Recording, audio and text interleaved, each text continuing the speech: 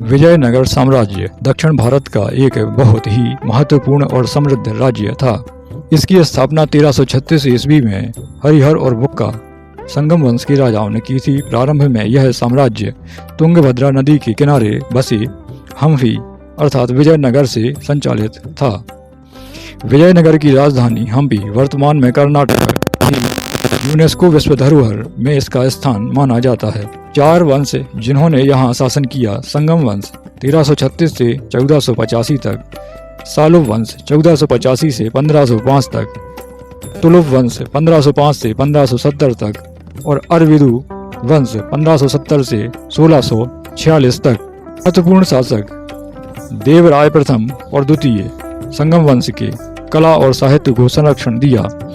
कृष्णदेवराय 1509 से 1529 ईस्वी तक तुलुप वंश के विजयनगर का सर्वश्रेष्ठ शासक माना जाता है।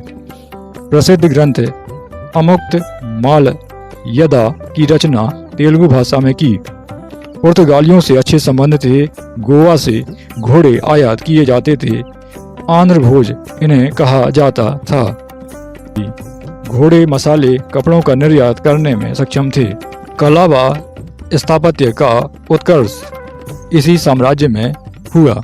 संस्कृतियों की बात की जाए तो मंदिर स्थापत्य शैली, संगीत, नृत्य, साहित्य का विकास, संस्कृत, तेलुगु, तमिल, कन्नड़ में साहित्यिक रचनाएं, पुर्तगाली यात्री दुआर्ते बारबोसा और फारसी यात्री अब्दुल रज्जाक ने विजयनगर की समृद्धि का वर्णन किया है। रक्षा व्यवस्था विशाल किलाबंदी, स्थायी सेना, अश्वसेना प्रमुख थी।